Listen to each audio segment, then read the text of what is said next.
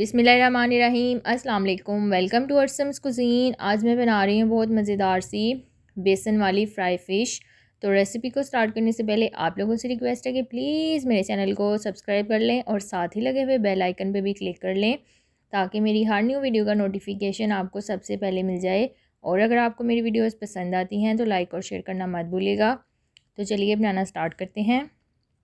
एक अदद बोल में ऐड करूँगी मैं 3 to 4 टेबल स्पून बेसन। इसका हम एक मिक्सचर सा बनाएंगे जिसमें हम फ़िश को कोट करेंगे और उसके बाद हम इसको फ्राई करेंगे। तो 4 टेबल स्पून मैंने इसमें ऐड किया बेसन। इसमें जाएगा हाफ़ टी स्पून सॉल्ट या हस्बे ज़ायका, 1 टीस्पून रेड चिली पाउडर और 1/4 टीस्पून हल्दी पाउडर और थोड़ी सी इसमें कुटी हुई मिर्च। इसके अलावा इसमें जाएगा ये मेरे पास गार्लिक पाउडर 1 टीस्पून और ये मेरे पास है अजवाइन। ये हम 2 चुटकी अजवाइन ऐड करेंगे, बहुत ज़्यादा ऐड मत करिएगा क्योंकि ये काफ़ी गर्म होती है, लेकिन इसे टेस्ट काफ़ी अच्छा आएगा। और मेरे पास है मस्टर्ड पाउडर, तो 1 टेबल स्पून मैं मस्टर्ड पाउडर ऐड करूँगी इसमें। अगर आपके पास मस्टर्ड पाउडर नहीं है तो आप मस्टर्ड पेस्ट अगर है वो भी ऐड कर सकते हैं। तो अगर दोनों नहीं है तो आप इसको स्किप भी कर सकते हैं। अब हम इसमें 2 लेमन का जूस ऐड करेंगे और उसके बाद इसको थोड़ा सा इसमें पानी ऐड करके इसका हम मिक्सचर तैयार कर लेंगे।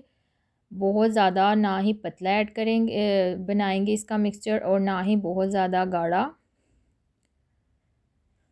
तो ये इसमें हमने लेमन जूस ऐड कर लिया। तो सर्दी बारिश के बाद बहुत ज़्यादा हो गई है तो आप इसको घर में ज़रूर बनाइएगा। तो अब हम इसको मिक्स करके इसमें पानी ऐड करके इसका एक गाढ़ा सा मिक्सचर तैयार कर लेंगे। इतना गाढ़ा रखेंगे कि जो हमारी फ़िश है वो कोट हो जाए इसमें।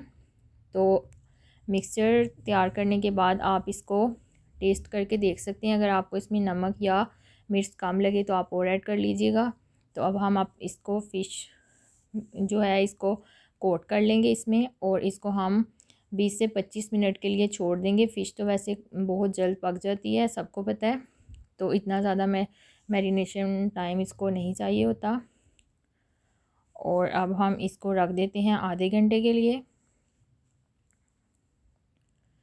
फ़िश हमारी मैरिनेट हो चुकी है। अब हम इसको जो है अच्छे से इसकी कोटिंग करके तो इसको प्लेट में निकाल लेंगे एक तरफ, ताकि जो एक्स्ट्रा वाला बेसन है वो बोल में ही रह जाए। और दूसरी तरफ मैंने ऑयल भी गर्म होने रख दिया हुआ है।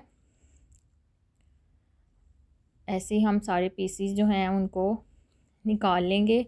और अब हम ऑयल गर्म हो गया है, इसको ऑयल में ऐड करके फ्राई कर लेंगे। तो बिल्कुल इसको आपने मीडियम हीट पे फ्राई करना है, जल्दी फ़िश फ्राई हो जाती है। इतनी देर आपने फ्राई करना है कि दोनों तरफ से बेसन अच्छी तरह पक जाए और प्यारा सा ब्राउन सा कलर आ जाए। तो बहुत मज़े की ये इसकी कोटिंग बहुत मज़े की है। आप इसको घर में ज़रूर ट्राई करिएगा और मुझे बताइएगा कि अगर आपने घर में ट्राई की तो कैसी बनी। तो दोनों तरफ से हम इसको फ्राई करेंगे प्यारा सा ब्राउन सा कलर आने तक। और ये फ़िश हमारी जो है वो फ्राई हो गई है। अब हम इसको निकाल लेंगे। ऐसे जो बाकी के पीसीस थे वो भी मैं ऐड कर लूँगी। तो अगर आप इसको मेहमानों के लिए बना रहे हैं तो आप इसको एक बारी फ्राई करके सर्विंग के टाइम पे दोबारा से इसको जो है वो बेसन में ऑयल में एक बारी डुबकी लगवा लीजिएगा, ताकि अगर आपका ऊपर कोटिंग थोड़ी सोगी सी हो गई है तो वो दोबारा से थोड़ी सी कड़क हो जाए।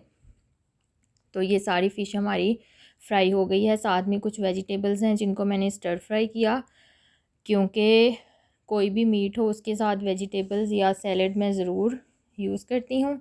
तो ये हमारी फ़िश जो है मज़ेदार सी रेडी हो गई है। अब इसके साथ हम ये जो वेजिटेबल्स हमने स्टर फ्राई की नमक और काली मिर्च डाल के ये हम सर्व कर देंगे। तो आप भी अपने घर में ज़रूर ट्राई करिएगा। और अगर आपको मेरी रेसिपीज़ पसंद आती हैं तो मेरे चैनल को सब्सक्राइब करना और वीडियो को लाइक करना मत भूलिएगा। तो अब मैं आपसे लूँगी इजाज़त। मैं आपसे मिलूँगी नेक्स्ट रेसिपी में। और थोड़ा सा मैंने इसके ऊपर ग्रीन कलर ऐड किया है और तोड़ के भी मैं आपको दिखाऊंगी। ये अच्छे से हमारी फ़िश जो है वो पक चुकी है।